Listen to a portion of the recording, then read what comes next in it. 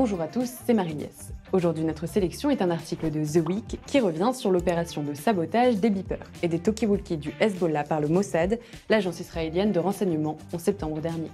Mais cette opération inédite s'inscrit en fait dans une histoire préparée par d'autres actions secrètes ciblées en 1973, en 1996 et en 2022.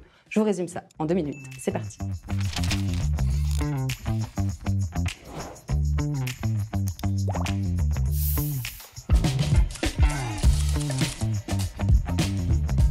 Vous avez sûrement entendu parler de l'opération de sabotage des beepers et des talkie-walkies du Hezbollah les 16 et 18 septembre dernier.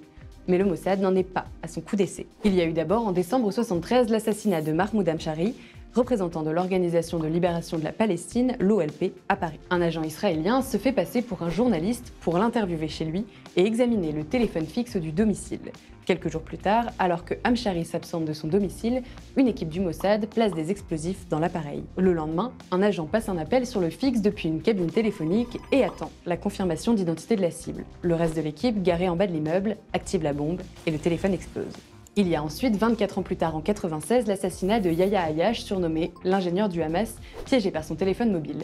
La cible se rend souvent à Gaza chez un ami d'enfance. Sous la menace, les agents israéliens forcent cet ami à coopérer avec eux. Il lui confie un portable censé mettre Ayash sur écoute, mais le piège avec des explosifs. À nouveau, il lui passe un coup de fil pour confirmer son identité. Dès que l'ingénieur répond, la bombe est déclenchée. Suite à ce deuxième assassinat, la peur des téléphones gagne les rangs du Hamas qui se fournit en beeper et en talkie-walkie, d'autant qu'il sera confirmé par la suite que les émissions de portables piratés servent aussi à guider les missiles occidentaux vers leur cible. En 2022, le Mossad crée alors des sociétés écrans censées produire des beepers en Hongrie et en Norvège, et 2 ans plus tard, ces compagnies parviennent à devenir les fournisseurs du Hezbollah. Au moins 5000 appareils seront piégés avant d'être livrés au Liban. Finalement, le 16 septembre dernier, l'explosion coordonnée de tous ces beepers fait 12 morts et des milliers de blessés. Et 2 jours plus tard, l'explosion de talkie-walkie fait 20 morts et 450 blessés, dont de nombreux cadres du Hezbollah et de nombreux civils, laissant l'organisation terroriste chiite libanaise en plein désarroi et le Liban dans le chaos.